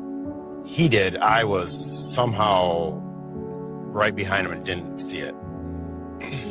As I was checking out, my daughter, they were behind me. I was pushing the cart, and I could see him through like some of the grocery stack. There's like gaps in this cart, so I kind of seen something moving faster. And as I seen, I yelled at my daughter and her friend. I said, "Stay here." And it was like everybody froze, and then I seen him just right in front of me, and I could see the knife in his hand. It's like we locked eyes, me and him did. And I was like, I just took off running after him. And that was the point when I come around the corner, I seen him stab that guy in the shoulder in the entry-exit way. And then I didn't have a weapon, so I just grabbed an empty grocery cart and just started running up behind him as hard as I could. And right when he did that, he ran up behind the lady and he just stuck her right in the back, right as she was going through like the crosswalk between the parking lot. You saw him stab a woman in the back? Yeah, just as far as he could get the knife into her. And then she went right down and I could just see the blood flying out of her. And that's when he shuffled the knife from hand to hand, and he like spun and stopped like he was gonna come back and get her again. And then he looked at me again, and I was coming out with the grocery cart, and he tried to turn around. And when they did that, I hit him right in the rear, just as hard as I could with the grocery cart. And then another guy came up with the grocery cart and hit him again. You're both hitting him with grocery carts? Just pinning him back. And then I picked mine up and I had it over my head, and I was trying to hit him with it, and he hid behind the pole. And then after that, I just threw the grocery cart down, and he kind of stumbled through 2 cars. And that's when I seen the other Marine with the pistol come up and just draw down on him. That's when you see me in the video come around the back and just, start screaming and yelling at him to put the knife down. He had the knife out for a minute. He did look like he was going to come back at us, even though the gun was pointed at him. Come back at you? Yep, both of us, me and the guy with the gun. And so he tried to come back, but then he stopped and hesitated, and his eyes were just crazy. And then he like slowly hesitated to close the blade, and then he kind of just set it down. And the moment he set it down, I grabbed it. That's when we circled him around. And I can't really exactly in my mind remember how we got him down. I remember being the last one on top of him. I'm not sure if somebody came up behind him and hit him and knocked him down or something, but at that point, then it was on. I had the knife in my right hand closed, and I had my hand down here in front of him, and I was just yelling, don't you effing move. And his eyes were just looking at me, bulging. And as I stood, I was just on top of him the whole time. And then the deputy come flying in with 2 knees and a rifle and landed on him. And that's when I helped him flip him over, and then he tried to get back over, and then we flipped him over and detained him. Yeah, on his way out, right when he stabbed that lady, after I tried to get him the first time, he yelled, "I'm a soldier," and which I didn't understand what he was talking about. I mean, I thought at first maybe he was talking about he was in the military or some point in time, but I don't think he was. And that everybody in Walmart were bad people and that they pretty much need to die. And that's when I just kept pursuing him. And then even on the ground, he kept saying, when I was on top of him, that he was a soldier. And I was like, well, I'm a mother effing Marine. And then he just kind of stopped. So I didn't know what he was talking about, being in the Army or if he was what, but I don't think he was a veteran at any point in time, but maybe he was a soldier of his own, whatever reason he was doing what he was doing. I just was trying to stop the whole situation because I knew, I don't know why, just instinct. I just went after him and I wanted the whole situation to stop. I wasn't going to let him go. I knew that. He wasn't going to get away from me. I expected to get stabbed or injured. All I know is when the guy, Derek, showed up with the gun, I knew we were safe. Yep. At least hopefully he had bullets. I mean, it slowed him down a lot. It took it from up here. It took the tone down. It really did. I knew that was, and obviously, they were fighting with him for 20, 30 seconds. would you say? Yeah. And then the guy showed up with a gun. It changed the narrative. It did. So that's when I started video recording. Plus, I heard, I thought they were okay. I don't know if maybe, I don't know if Derek saw the stabbings. I know he saw the victims, the other Marine with the pistol. He may have saw the stabbings, but I know that he came in from left field with his pistol out. And I think that the guy that did the stabbings needs to thank Derek for saving his life. Drop it! Throw the knife that way! Throw it away! Throw it away! Hey, he hasn't dropped it! I'm responsible. I don't care. Lay down! Better get off the ground. Nope.